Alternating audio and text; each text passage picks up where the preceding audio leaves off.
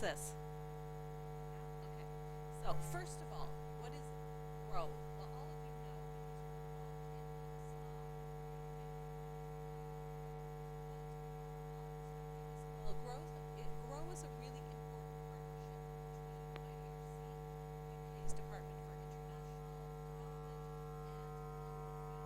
And I have to say, as funders, we are all very active in watching over how GrOW is doing, the individual projects, as well as how overall it is going. And so you'll see that because we have a lot of questions and we have a lot of ambition. GrOW individually is 14 projects.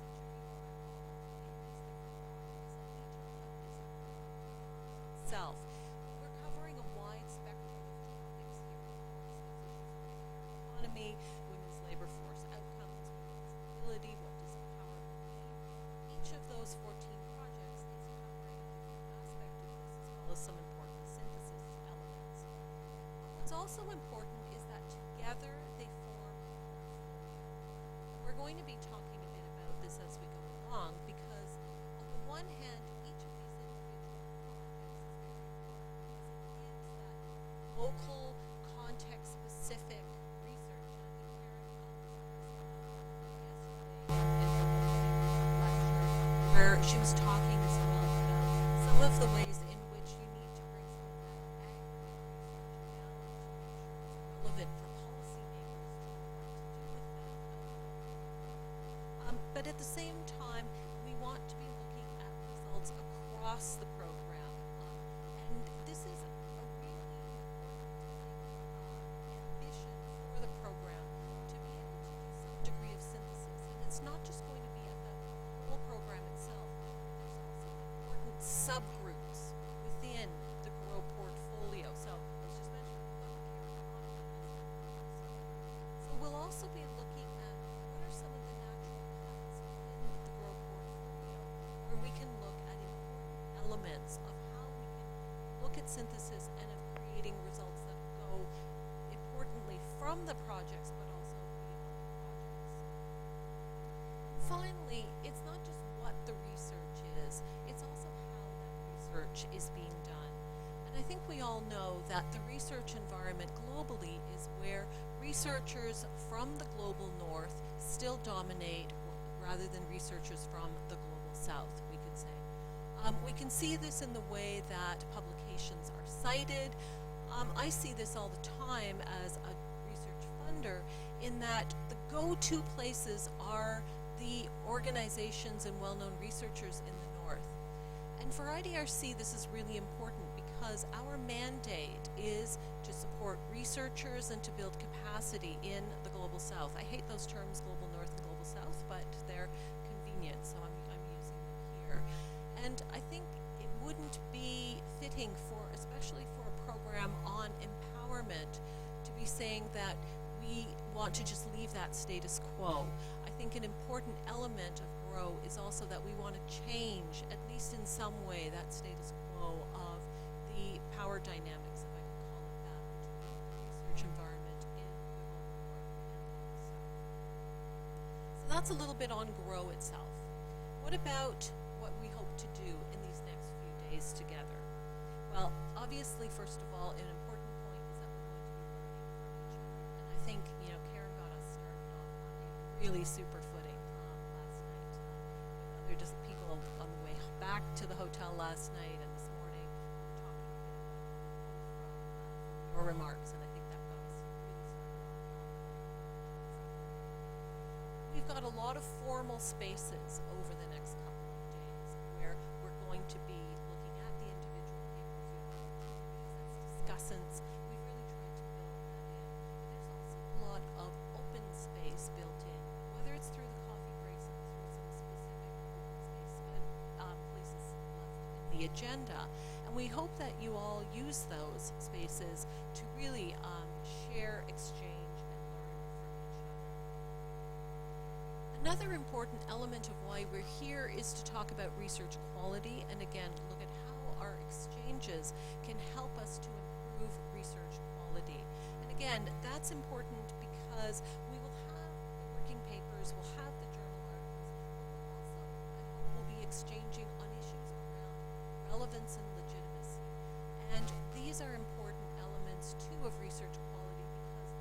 to make sure that it's not just research that will sit there on a shelf, but it's research that is of high quality for users and for influencing policy as well. And those two elements of the learning and the research quality also come together in another reason why we're here, because we've also invited our evaluators. We've got a GrOW external midterm formative evaluation that's been already getting started. We've got our evaluators here. And this is something that's really important for IDRC. We want to learn about an independent view of how the program is going, because we still have time over the next couple of years to make sure that we can, as research managers, try to see where we can continue to strengthen the overall individual projects as well as the overall portfolio. So I do hope that you can engage with the evaluators. In fact, I understand that they're going to be reviewing different elements of each of the research projects, and in that respect, they'll be looking at the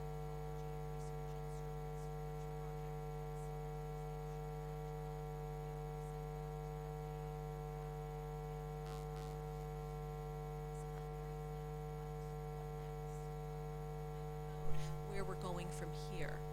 And I think one of the elements, and again, this was hinted at and talked about last night in Caren's remarks, but there's an important element of where we want to influence other stakeholders, influence policymakers with the research that we're undertaking. And we don't see that as a linear process where we sit back and wait for all the research results and then go out there with the great results. We've already started talking about GrOW. We've already tried to start influencing different, particularly at the global level, different processes. One important one is the UN High-Level Panel on Women's Economic Empowerment, where again the GrOW program has been able to put in a number of different important inputs to influence where this is going. IDRC separately, for example, has a project that we've started on inclusive growth with the World Economic Forum, and in that as well, we're trying to bring some of what we're learning from GrOW to make sure that the concept of inclusion also is very soundly grounded in gender and economic empowerment. And finally, again, and this was, I think, one of the questions last night, the IMF is looking at macroeconomics and gender. So how can we influence that process as well, again, to make sure that is sound, that is a very important player on the global stage. So in terms of policy influence, policy dialogue, of course there's going to be a lot more as your research results come out, but it's not a process just at the end, it's a process all along, and I think we've got some very important ways in which we've already started to influence. That said, this program, the GrOW initiative, is going to succeed or fail based on each of those individual research outputs that we will all be producing as teams. And it's really important that over the next year, these research outputs are completed, working papers, the journal articles, and just a reminder here that open access is really critical in terms of IDRC's policy, in terms of the way we really want to make sure that these research results are available. And then finally, and just very briefly, synthesis. I've mentioned this already, but certainly moving from here, we want to be starting to do much more work on the synthetic part of the program. We'll be soliciting ideas, we'll be trying to find out more from you what some of the areas that you think are important, because again, we are looking during these next few days at your individual projects, but also how we can start bringing those together. So that's enough from me in terms of the some opening remarks to get us started. Madiha's got some housekeeping issues, I believe, and logistics issues, and then we're going to jump right into our first I will be very, very quick because you guys are simply too late. So just we're going to really, really try and keep to time so that you get your very well-deserved breaks. So I know there's a lot of rich discussion and it feels good to restrict that, but hopefully we can keep that conversation going in the open spaces and during breaks. I am on introductions. We will skip that step right now. Most people had a chance to introduce yesterday evening, but I think it would be good, especially during the comment session,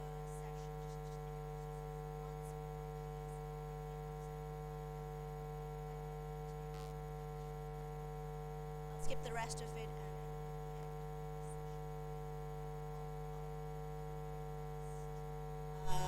So we'll start with session 1. We have first 2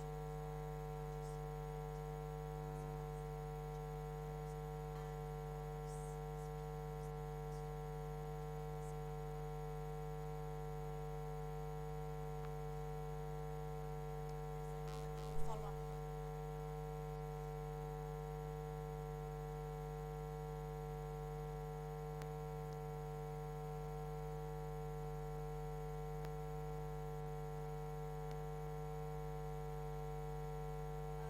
Reminder, we are live streaming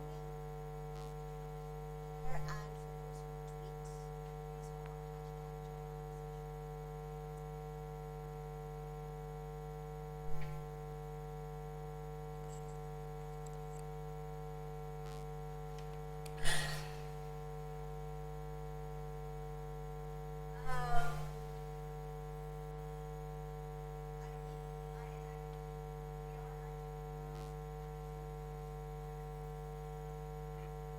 Where the but the breaks are fixed. do you know where the files are? Ah, here. Okay, yeah.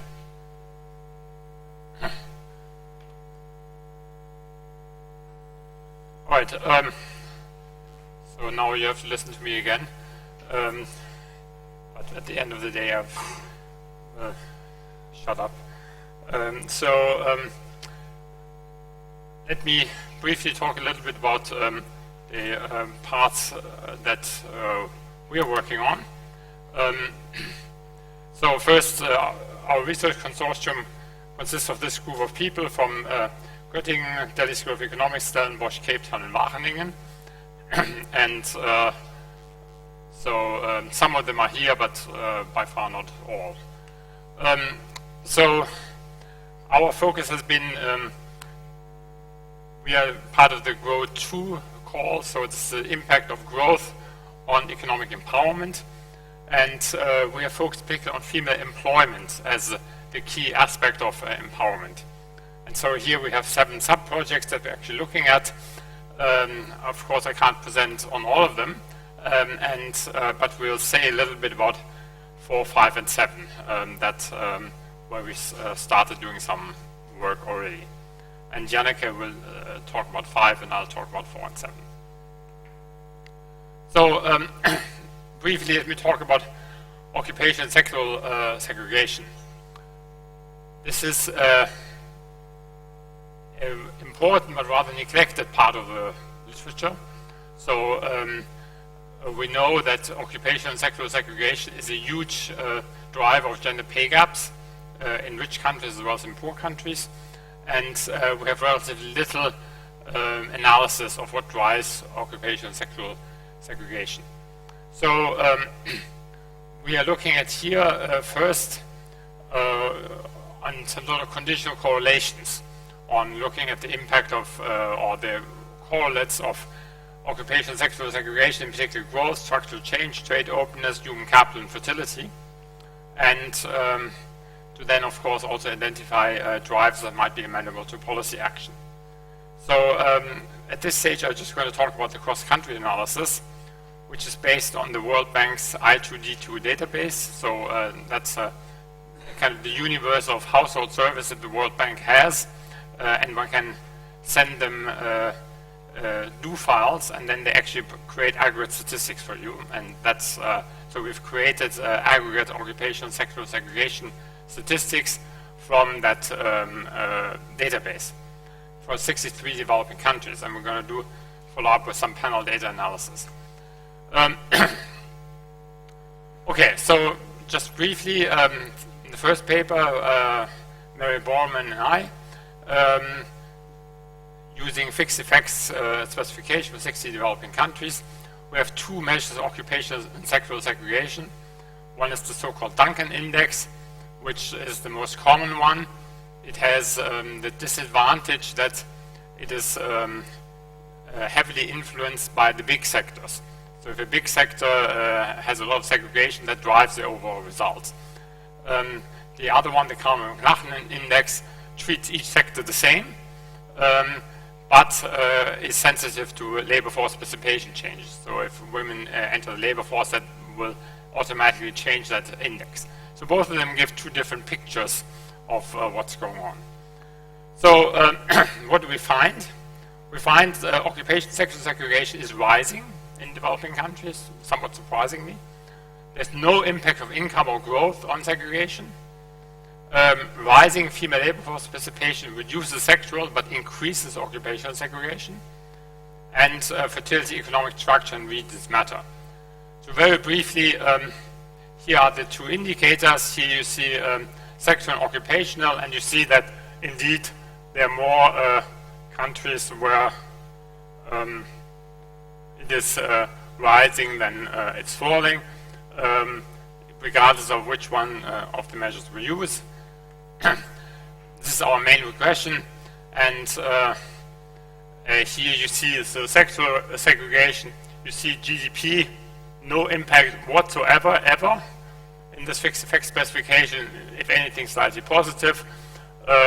Female labor force participation rates increases occupational segregation, reduces sexual segregation, and the other ones are somewhat structure matters and so on, but let me not get into this here. So just to give you an overall impression of what's going on. So I think this is a topic that deserves much more attention, and particularly also more micro attention. We've now just looked at it from a rather aggregate perspective.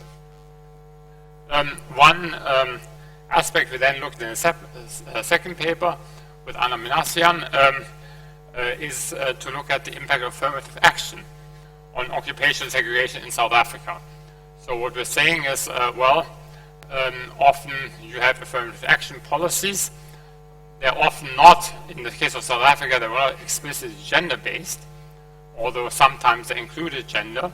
And the question is, what impact do they have? To what extent do women benefit or not benefit from these policies? So this is work in progress.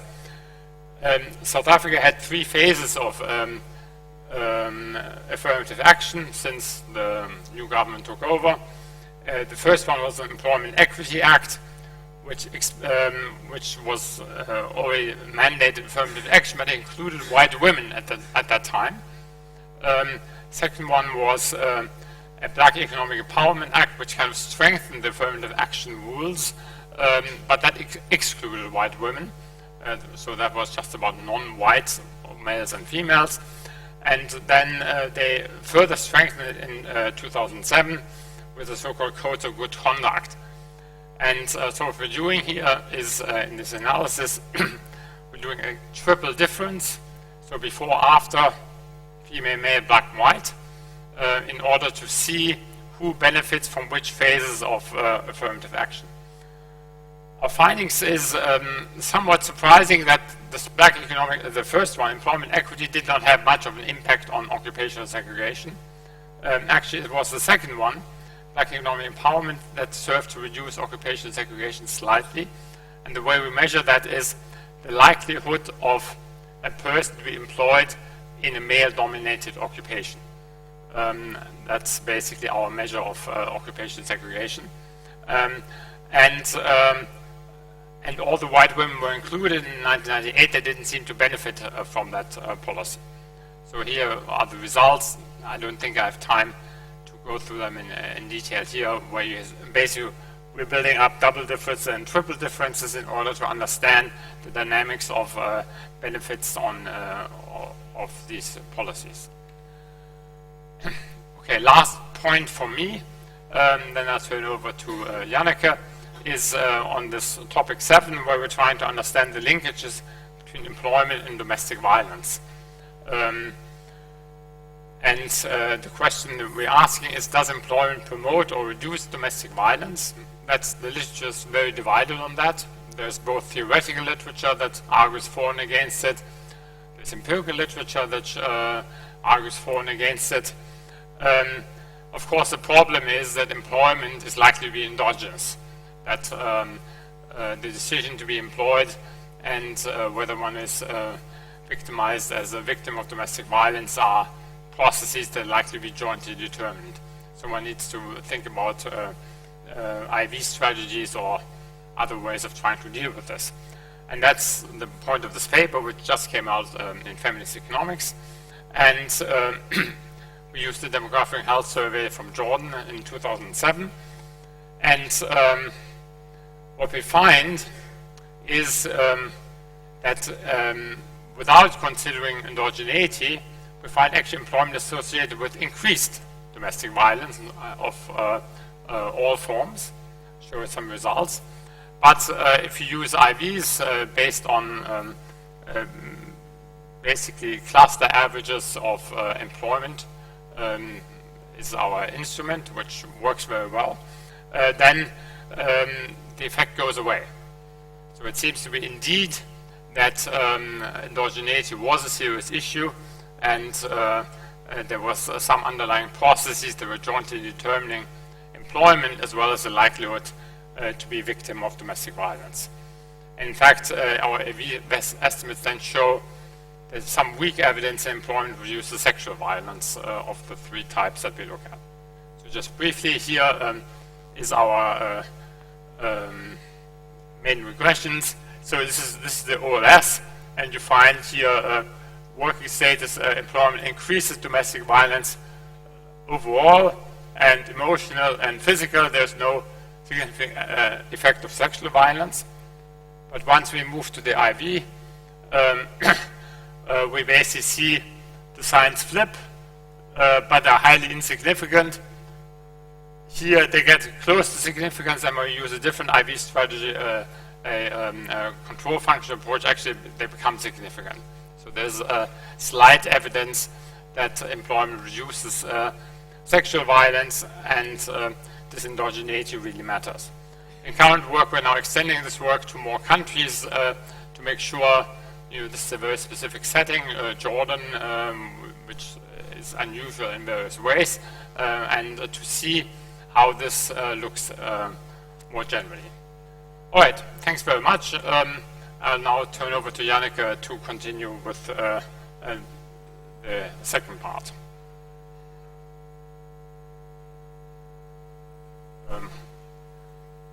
I don't know, you can.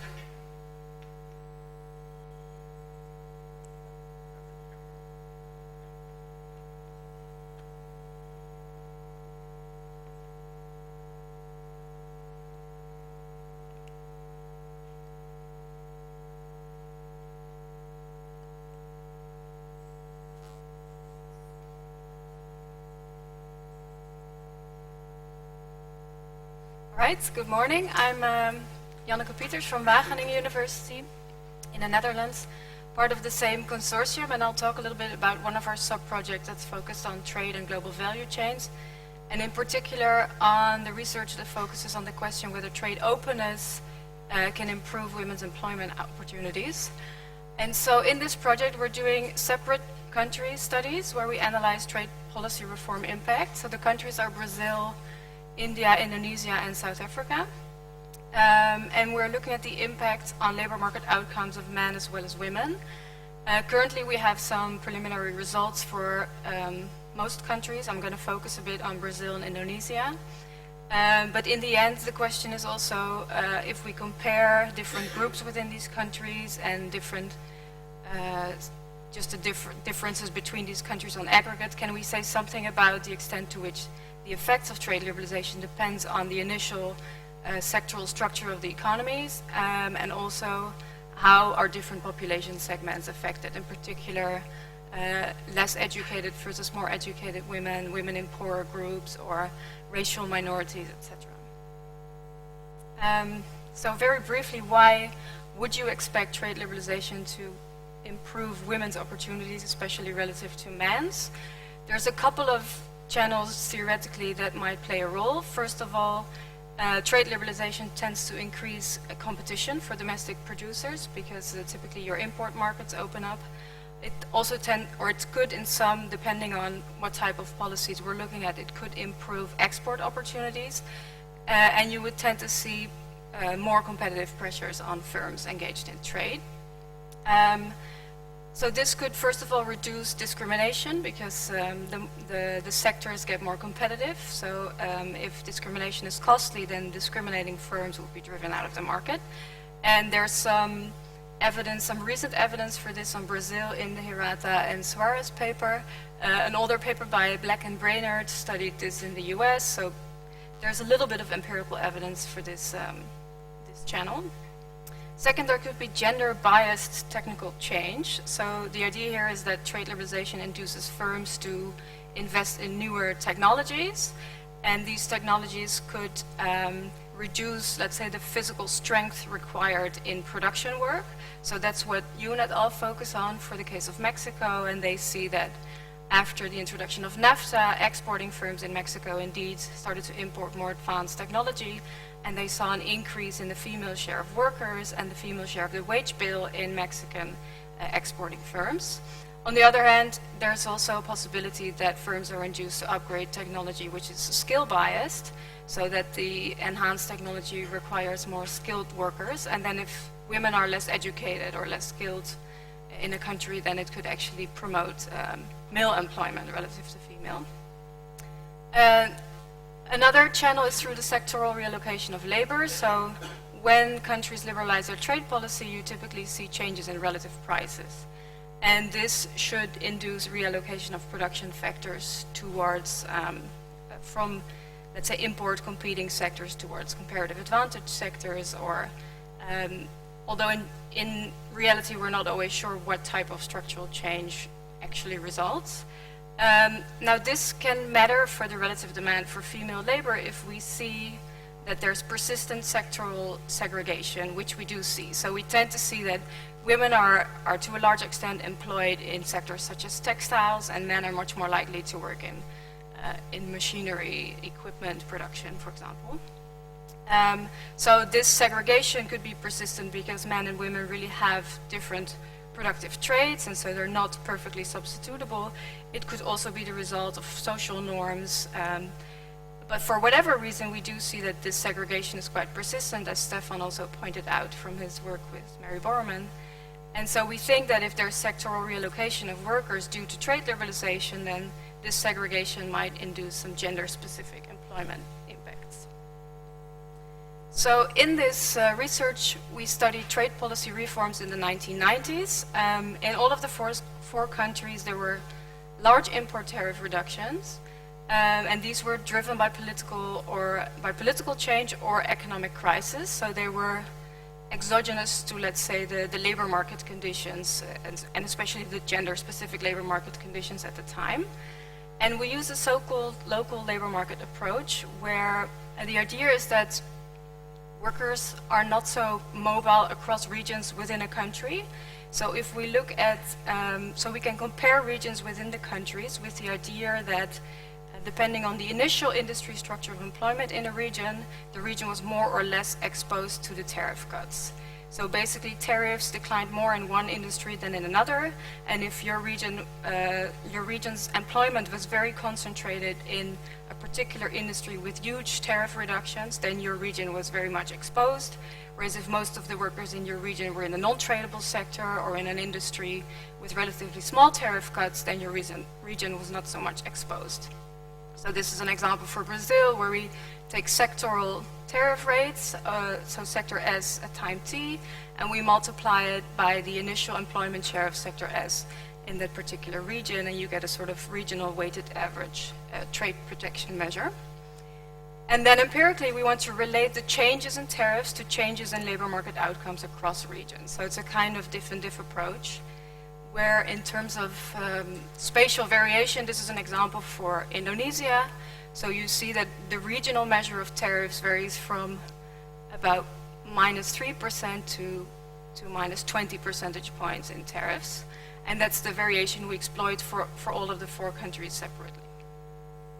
So we use census data or household and labor force surveys that are representative at this regional level. So that will be municipalities or districts or micro-regions depending on the country. And so we look at labor market outcomes at the regional level. So we have a panel of districts or regions.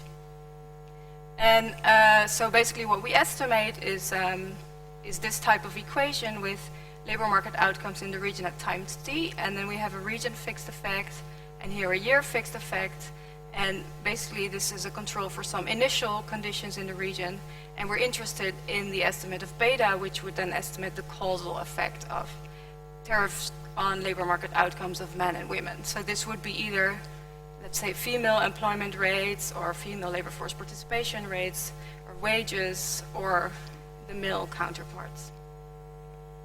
So I'm just going to quickly describe some preliminary results for Brazil and Indonesia. So in Brazil, we find that tariff cuts reduced employment growth on aggregate, but when we look at gender differences and also by education, we see that the impacts are really concentrated in the low-skilled part of the population, and also the impacts are much stronger for men. And the effects are concentrated in the tradable sector. So earlier research for Brazil already found that trade liberalization in the early 1990s reduced tradable sector employment, and a lot of people moved into unemployment, inactivity, and partly into the non-tradable sector, but there was really no reallocation within the tradable sector. So what we then add to those earlier results is to show that the impacts are really much larger for men. So what we conclude is that liberalization did not increase women's share of employment within the tradable sector, so it doesn't seem like reduction in discrimination was going on, or that you have this pro-female technological change going on within the tradable sector. It was really sort of a job loss in the tradable sector that harmed both men and women, but especially men. And we also show that the impacts on employment are proportional to, let's say, the initial employment rates in the tradable sector. So basically, men were much more affected because men were much more likely to work in the tradable sector. And so this has to do with this idea of persistent sectoral segregation, that if you basically expose a very male-intensive part of the economy to more competition, then it's mainly the men who are going to be harmed. So basically in Brazil we saw a closing of the gender gap in employment rates, but not because women were getting better opportunities, but because men were harmed more. And in Indonesia, what we add to the analysis is also to look at the tariffs on inputs. So basically Indonesia also cut its import tariffs, but that also means that firms have access to cheaper imported inputs. And previous research has shown that firms benefited from this in Indonesia, so especially the reduction in tariffs on the input side enhanced competitiveness of firms. And my co-authors, Cristina Cascatos and Robert Sparrow, also showed that these input tariff reductions led to increased employment and reduced poverty, whereas the output tariffs didn't have much of an effect at all. So now we started looking at gender-specific outcomes, and we find that the input tariff reductions especially increased female employment and hours of work, while there's no effects on men. The impacts are mainly for low and medium skilled workers, so we don't find anything for the highly educated women. And we also see an increase in marriage age for men and women, but for women it was already lower than men, and for both it's increasing a little bit. And so that's just what we have right now, and we're trying to dig into sort of why that's going on. So as I said, in Brazil we thought maybe, or it seemed very plausible that because the tradable sector is so male intensive, men were primarily affected. We think in Indonesia maybe women benefited because the input tariff cuts were higher for more female intensive industries. So here you see a graph for Brazil, a graph for Indonesia, with on the vertical axis the change in tariffs by sector. So one dot is one industry. And here you see the initial female share of workers in that sector. So for Brazil, you see that, except for this one over here, which I believe is textiles, that all the industries have, well, most industries have fewer than 20 or 25% of the women, of the workers are female. So it's really a very male-intensive tradable sector. And there's not a really strong relationship between tariff cuts and the female share of workers. Whereas in Indonesia, we get a significant negative relationship between the female intensity of a sector and the extent to which its inputs became cheaper, which could be an explanation for why women in Indonesia have benefited more. Of course, some limitations are we're only comparing across regions within countries, so we're netting out basically the aggregate effects of liberalization through a time dummy in our estimations. So we can't say much about the aggregate effects, which might be very beneficial for women and men if liberalization enhanced growth or through other channels.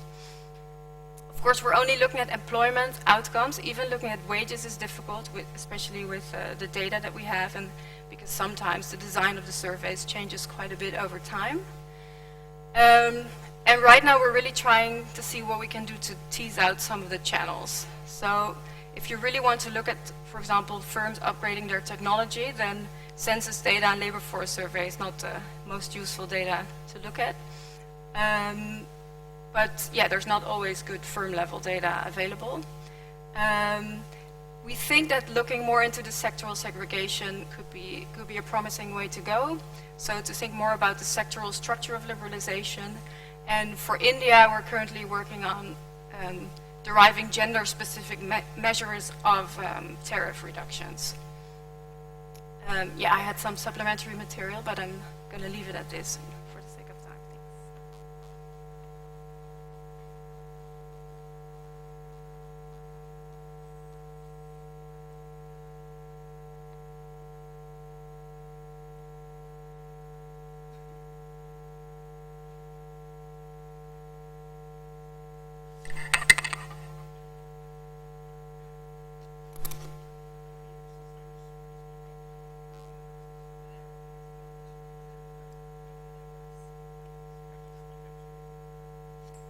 Thanks. Great. Is this on? Can people hear me? Okay, good.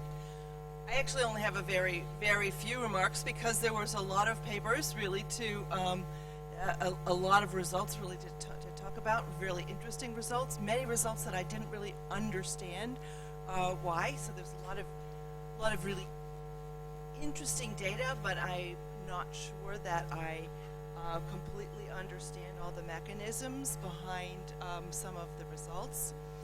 So I think there's going to be a lot of additional work.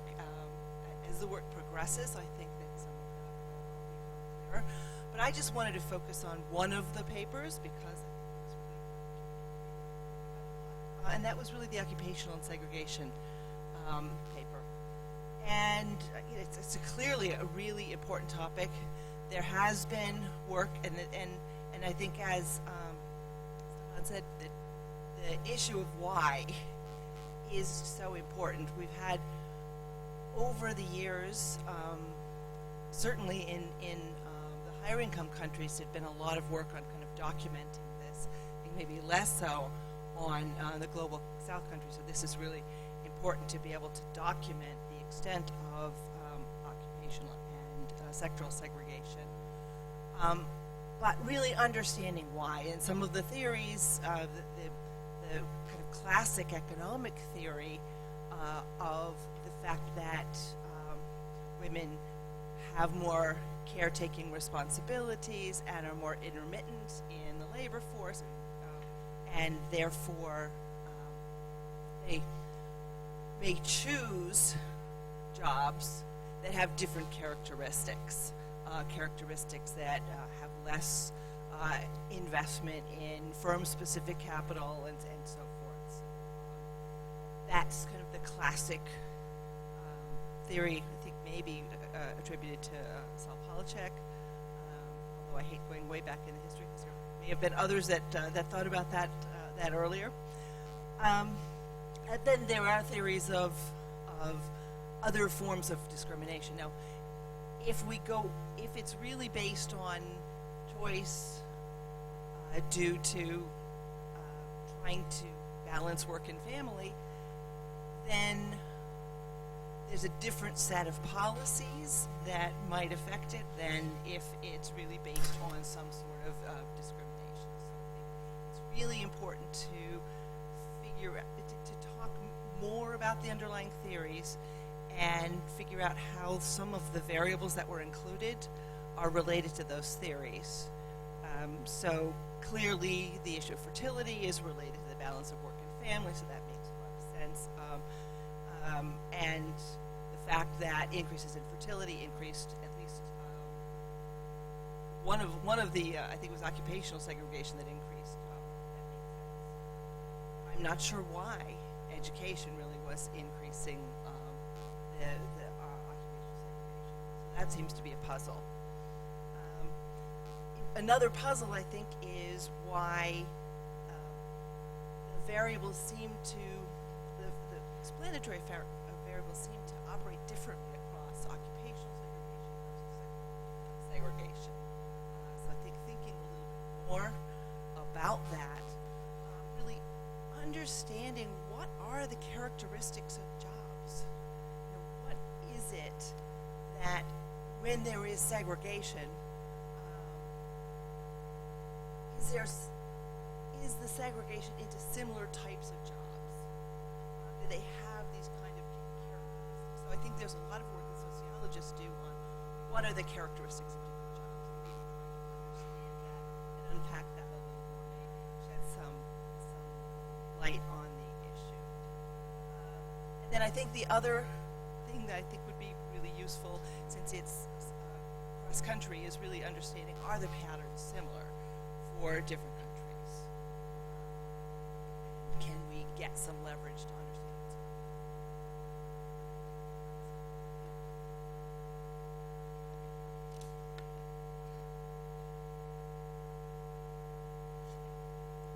Well, I think these are great projects, and I really enjoyed all of them. I think this is, as I probably said last night, I think focusing on occupational sex segregation is just really key to understanding a lot of this literature. So I'm really glad that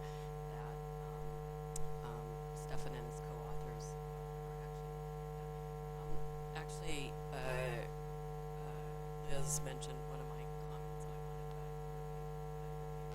particular on the first one, so I want to say more about that. I really was interested in the cross-country differences and patterns, and I really think the country context is absolutely key here, and you might do some work in terms of distinguishing that and the structure of those economies, which you alluded to, but I don't think it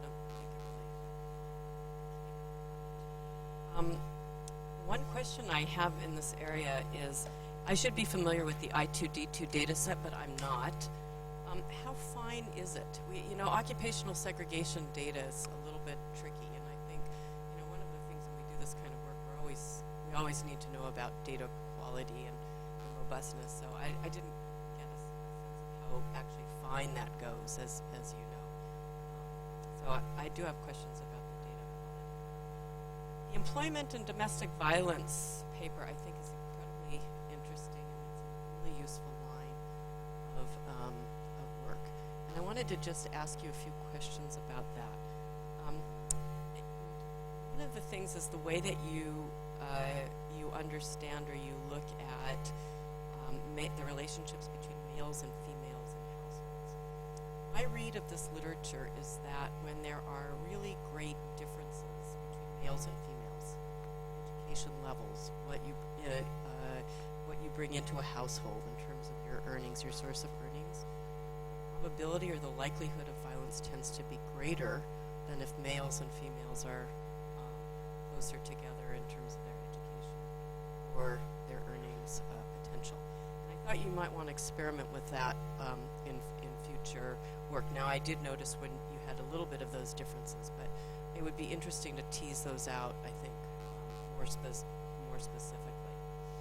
I'm also wondering whether there's certain types of employment that might have different effects, protective effects, or higher risk effects for you to actually think about going there, looking at there. For instance, home-based work versus factory work, or certain sectors, or other things. So that's a new line of direction that I thought would be worth exploring. And I'm really interested in seeing the results in other countries because Jordan is very specific, and I wouldn't want to generalize going forward. forward. The other thing I wanted to just ask about is, instead of employment, another pathway that you might want to think about are assets, asset ownership, and whether there's protective effects of assets that are owned, or at least controlled, which may work very differently. There may be different channels that. Okay, turning to the trade paper, I really also like this paper. I think it's a huge contribution to the literature, and but I do have to confess I didn't get to read time I had. So I just wanted to sort of say, you've chosen some really interesting countries: Brazil, India, Indonesia, and South Africa. And I'd really, as part of the motivation, want to hear a little bit more about the structure of these economies and the nature of liberalization, because I don't think it was quite the same in terms of what sectors liberalized and what didn't. I was also really interested that you focused on imports and import tariffs as opposed to export growth. And I think this is a really important balance to the literature. And on the literature, there's some other findings that you might want to look at, in addition to those that you cited, for instance, in your pathways of looking at whether the effect of trade reduces discrimination because of increases in concentration, increases in competition in industries. The work by Gonçalves Barrick and her co-authors in East Asia, I think, is really interesting in this light, and they actually find that, and they looked at wages as opposed to the female share.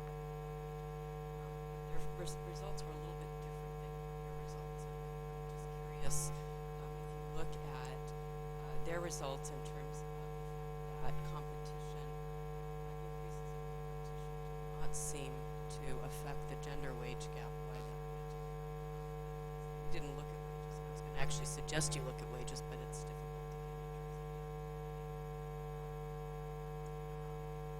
I also think it's really important, I really like the fact that we look in Brazil, that there's a closing in the female-male employment gap because of what's happening to men, not in terms of what's happening to females. But I also wanted to ask the question about looking more finely within these sectors. So at the sectoral sectoral segregation. So for instance, in each of these sectors, in your chart in Brazil, these are largely male-dominated industries, but there's obviously some females in that industry. But are they in what kinds of positions? Are they in administrative positions, the kind of positions that would not be hit necessarily by import tariffs? So maybe there's some of that within sector concentration.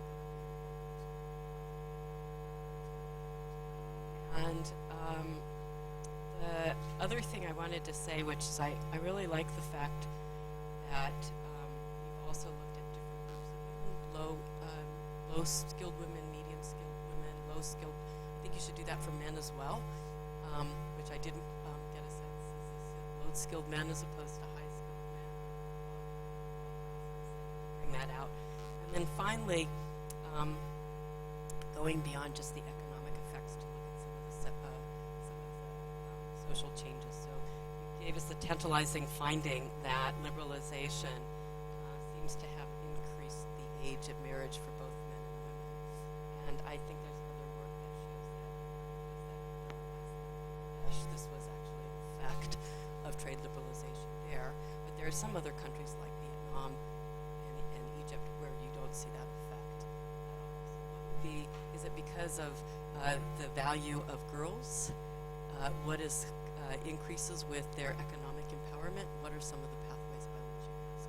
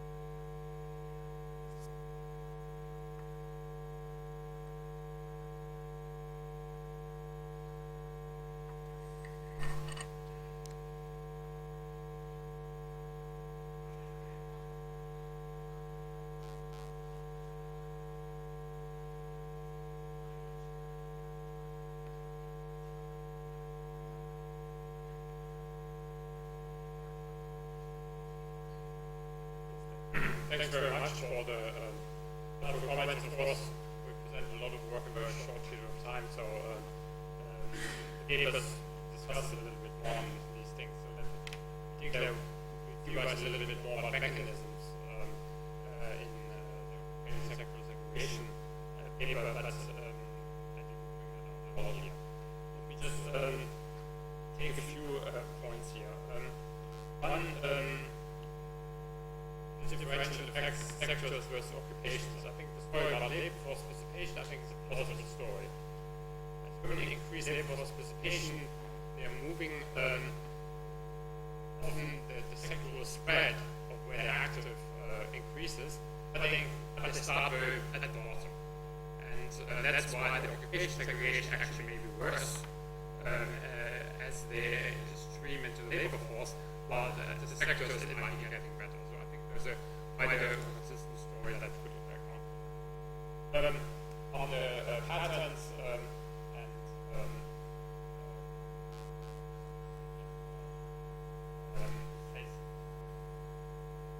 so here the results for different regions. I'm a little bit reluctant to be very clear. The comparability is somewhat to question. The ends are small. But clearly, the country level data will be much more important. Look at repeated cross-sectional surveys. Here's the sectors and occupations that one can aggregate using this World Bank data. That's just the 10. The kind of first level occupation, first level sectors. So of course there's a lot of music in between, and this, in that sense, occupation segregation is vastly understated in the way that we analyze it, because we don't look within those occupations. This question on, did we look at differences with the households? Now we do have ratings differences with the households to study the impact on domestic violence. We have education differences, they matter. We have age differences, they matter. So, but yeah, in addition to the employment effect. So there are all kind of control for.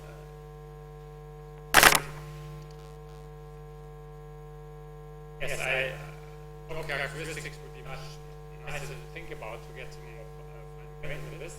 And I agree that the affirmative action paper could be hard to identify.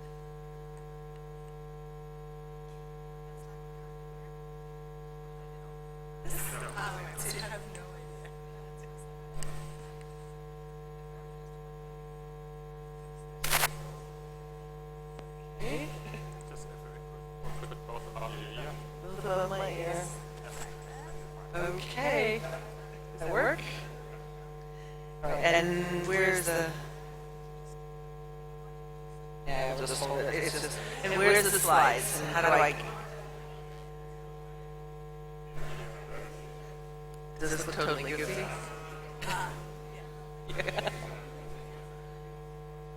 Yes, there it is.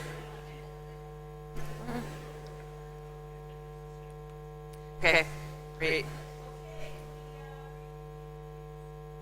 Okay, I'm going to just briefly describe our full project, and then Nan is going to talk more about one of the sub-projects, and then we'll have more discussion in a later session about another one of the sub-projects. So briefly, I figured out how to put the goal of this paper in one sentence, but it's a little bit of a kitchen sink goal. The goal of the project is to really understand how different aspects of economic growth affect women's empowerment, mechanisms through which it operates, how those mechanisms differ in different social and economic contexts, and for different measures of women's empowerment. So a very broad kind of goal, kind of touching on many of the kinds of sub-questions that a lot of the projects here are really asking. And we have 6 projects, which I'll describe, that touch on those questions. We have, in addition to the Urban Institute, we have 3 research partners, the Center for Public Policy and Alternatives in Nigeria, Egerton University Institute of Women's Gender and Development in Kenya, and Lead Pakistan. And just to unpack that kind of broad kitchen sink goal, we are really trying to address, each of our projects are trying to address these 4 research questions. So when we talked about different aspects of economic growth, we were talking about things like the different growth in different sectors, the sectoral composition of countries, export growth, or trade liberalization, like we were hearing in one of the papers in the previous panel.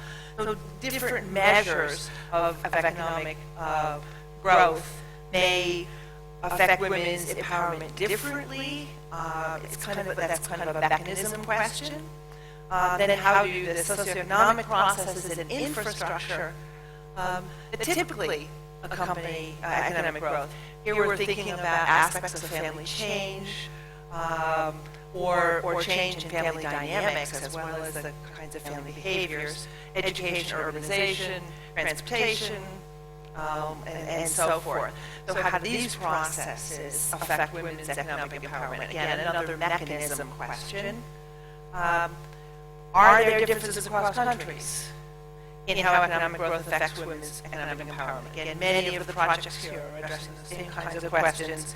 And are there differences in how economic growth affects women's empowerment across the different domains? And here, Nan is going to be focusing on one specific domain, but across our projects, we've talked about labor force participation, household decision-making, and gender-based violence. And so just very briefly, to tell you what the 6 projects are. The first project that Nan's going to be talking about is using microdata from the demographic health surveys and assessing across countries how economic growth affects women's well-being. She'll discuss that in much more detail. Another project, our second project, uses time series data. Again, a project using secondary data, trying to understand how trade liberalization and other measures of economic growth affect women's wages and employment in different country contexts. We're not going to be talking about that today, because again, there's too little time and too many projects. A project in Nigeria and Ghana looking at whether growth in the service sector has greater entry, has led to greater mobility of women in the workforce. And Chris will be talking about that project tomorrow, so you'll hear more detail about that. We also have a study in Kenya that's looking at irrigation systems. So that's really looking at a mechanism in a different, not in an urban context, but in a rural context, and looking at aspects of technological change in irrigation. We have a project looking at three cities in Pakistan, Bangladesh, and India, looking at environmental degradation. So that really is looking at an outcome, a different kind of outcome of women's empowerment. And this in a negative outcome.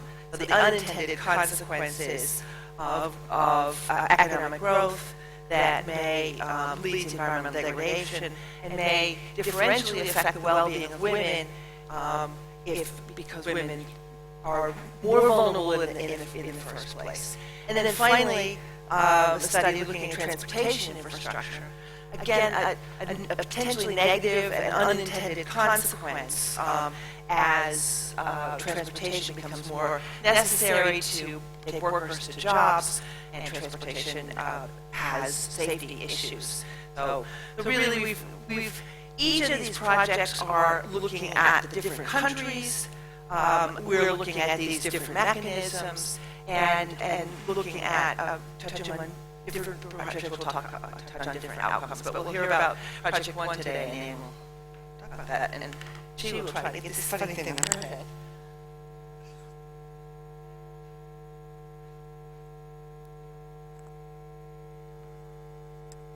Is that right? Excellent.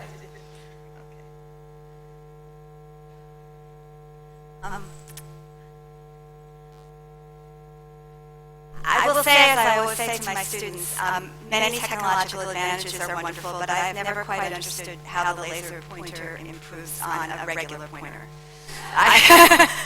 So I'm very clumsy with this, and I apologize for that.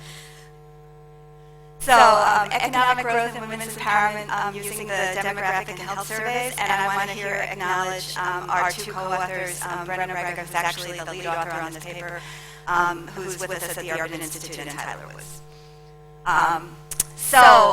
We begin with Duflo's review, looking at why economic development might affect women's empowerment. I'm sure all of you are familiar with that.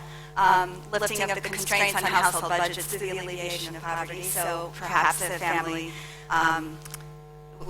that's very poor would educate only the boys, but when it got richer, it would educate both groups of children. The declines in fertility and maternal mortality that accompany economic development. Increase in women's labor market participation, and lifting of constraints on women's time, so labor-saving devices and availability of dependent care for purchase. So those are, some of the mechanisms that are out there that have been suggested. We move towards how do you measure women's empowerment, and because we're using the demographic and health surveys, which I'll talk about later, we use the framework that the gender group at the DHS has developed to study women's empowerment. And this was developed by Sunita Kishore and her colleague, Subaya. And they understand women's empowerment as essentially occurring along three dimensions. We've got, I've got it. The conditions, household structure, family structure, the structure of the labor market sort of determine the possibilities, sort of the socioeconomic differences. Then there are the resources for economic development, and I think that the principal critique that Kishore and Subaya have of much of the literature on women's empowerment is that they mistake the resources for empowerment itself. There's a wonderful older study by Susan Greenhall looking at Taiwan and showing that that in Taiwan at the time of early development, women's education and women's labor force participation went up, but in her qualitative study looking at families, what she found is parents were educating their girls to the secondary level and sending them out to work and appropriating their wages to educate their brothers at the college level. And so the family structure really affects, and you can't just use education and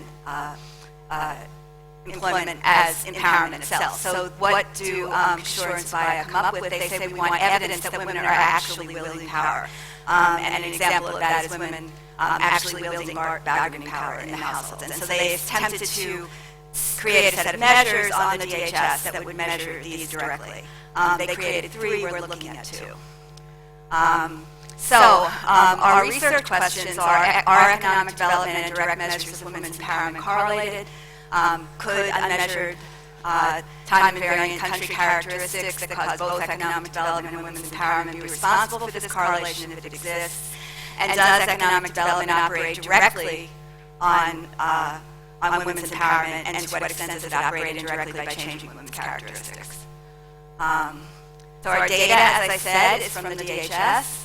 I'm sure most of this audience is very familiar, but these are nationally representative household surveys. They're the major source of public health surveillance particularly along the dimension of reproductive health. And they're quite, they go back to the 1980s. The criteria to be included in our study, because there's DHS, as I said, going back to the 1980s. It needed to be conducted after 1999 because that's when these measures of women's empowerment were included in the study. We wanted to have at least 2 studies. So a country could be included if it had 2 studies since 1999. Our final sample was about 1.4 million women, 99 surveys in 36 countries. And the countries where we have data are illustrated here. Breno, the lead author on this paper, pointed out to me that we cut off half of North America, but I assure you that there was nobody in North America included, so that's why. You can see that the majority of our data comes from Sub-Saharan Africa, but we do have data from Latin America and Asia as well. Our outcome variables, the first one is a decision-making index. There's data on the DHS asking women, do you participate either jointly or alone on the following dimensions? The 3 dimensions that are common to all the surveys. Some of you might be familiar that in particular DHSs they have more dimensions of decision making, but the ones that are common to all that we use are making major household purchases, your own visits to your family and friends, and your own health care. So does a woman either make that decision alone or make it jointly with her husband? Next measure is control over earnings. So this analysis is obviously limited to women who work for cash, so it's not all women.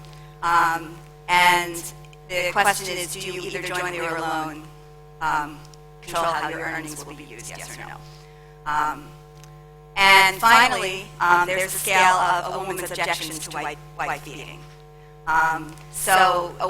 The question is the husband justified in hitting or beating his wife in the following situations? And we have going out without telling her husband, neglecting the children, arguing with her husband, refusing to have sex, or burning the food are the possibilities there. We controlled for a number of factors at the individual level, and they are here. Many of them, education, media exposure, religion, employment, household wealth, the spousal age difference, number of children, and some other factors. And many of these constitute the conditions and resources in the framework that we have. The methods, we have OLS regression with country fixed effects and year fixed effects, and with the errors clustered at the country level. So what are our results? For some univariate results, on your left, there is the univariate data on the number of household decisions women participate in. We don't have graphs for the control over earnings. We only have the graphs for the decision-making index and objections to wife beating. And this is surveys that were conducted roughly from 2000 to 2004. Countries jump in and out because of when they were surveyed. And this is 2005 to 2009, and then 2010 to 2014. And what we see here in both indices is a general trend up in terms of women's empowerment, a general trend towards more input into decision-making and higher levels of objections to wife beating. So here are our multivariate results. So our major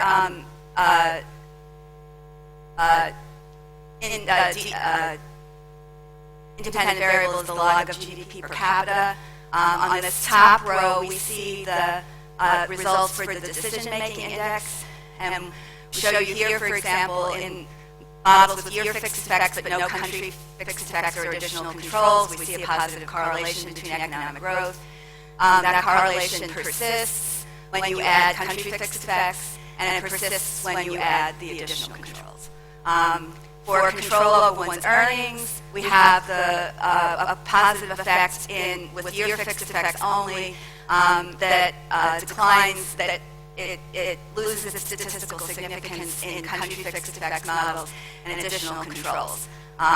The objections to wife beating is only significant in the models that have year-fixed effects and goes away and becomes insignificant when you control for country-fixed effects and additional controls. We have some graphs to illustrate this. This is the decision-making index, and these are models that are controlling for all the fixed effects. This is our final model.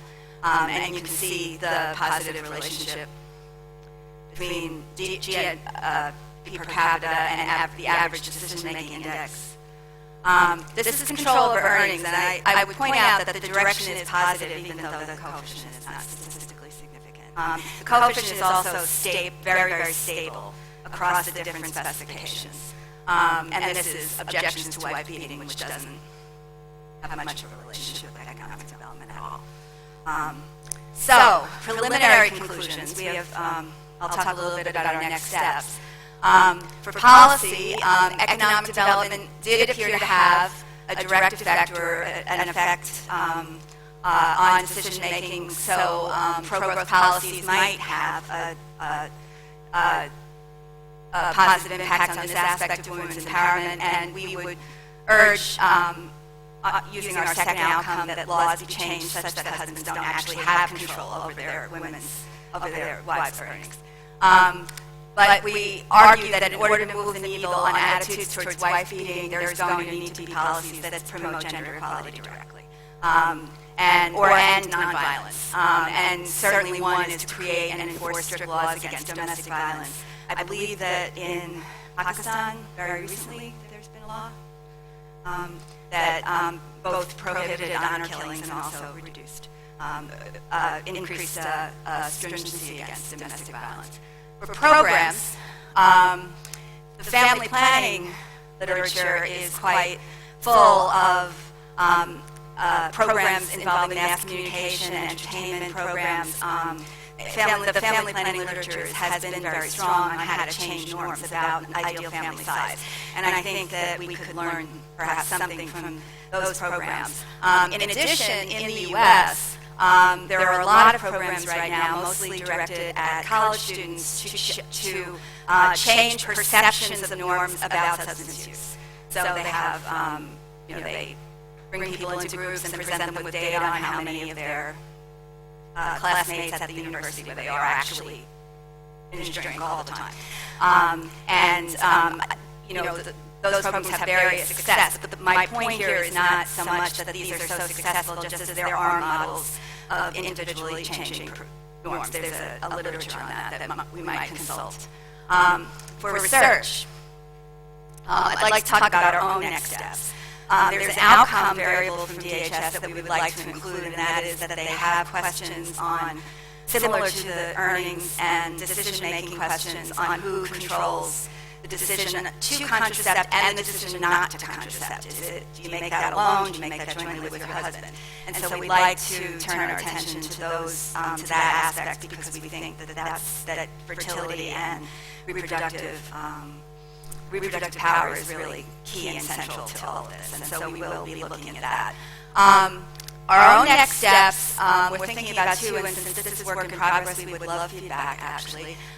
One idea we have is to decompose the effect of economic development into its direct effect, which we talked about here, and its indirect effect through changing those conditions and resources for women's empowerment.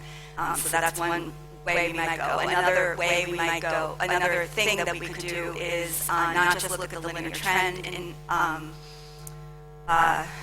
economic development, which is what we're looking at now, but also look at shocks and deviations from the linear trend.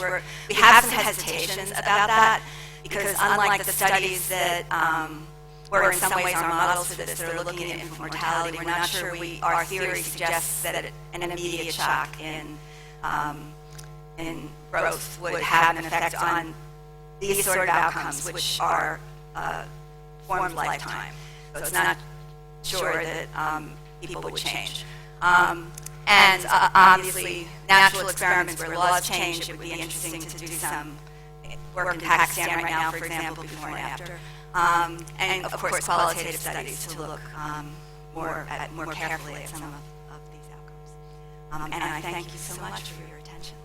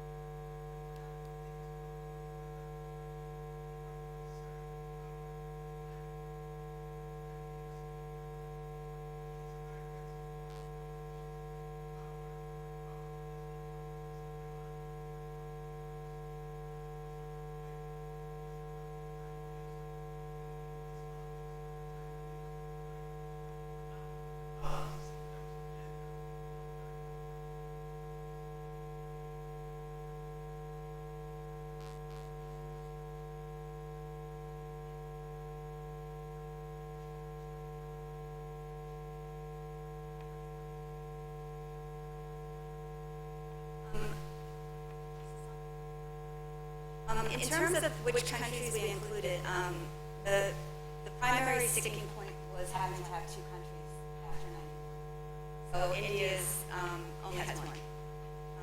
And that was true of a lot of countries, that they only had one survey after 1999. So that's the controls versus transmission, I think, is what we talked about on the slide.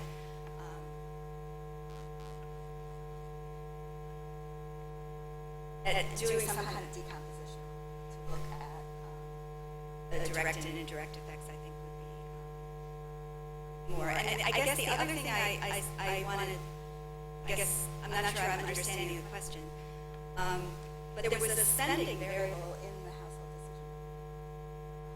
decision, major household purchases. So it's not, so the only measure we have of spending is not just in the control of the one's earnings,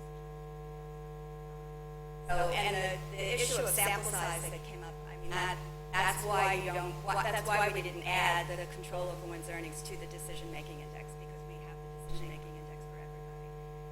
And we would have to limit the analysis to working on the controls, so we kept it separate. And it's got all of the inherent problems with a single item indicator, which the household decision-making variable is more or less a single indicator.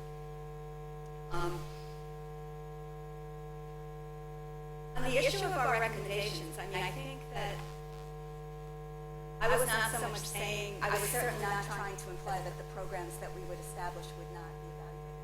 But I do think that some serious thought on how to change social norms is an important consideration. And I think we have to turn to fields that have done a lot of the work on changing social norms or changing perceptions of social norms is just relevant to that discussion. Did you want to join?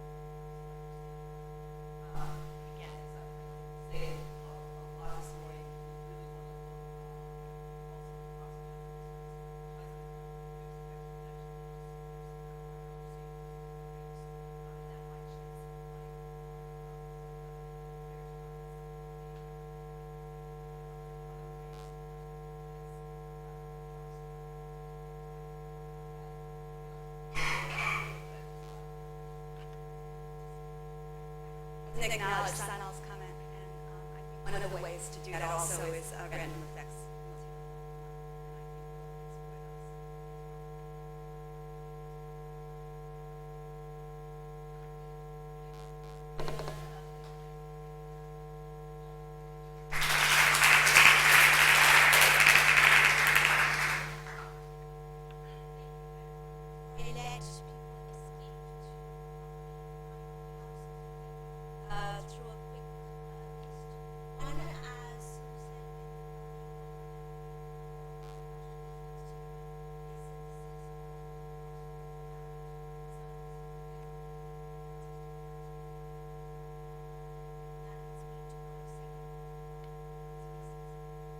This day is very much very less structured. Today we have made some suggestions of how we can spend the afternoon. So for instance, we had a session on writing or academic writing, but there are open spaces. Feel free to suggest or lead sessions or discussions.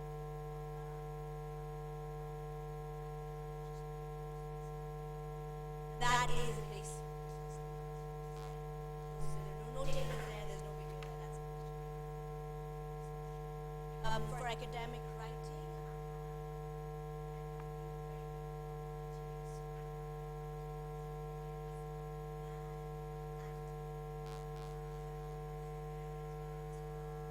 but I'm not sure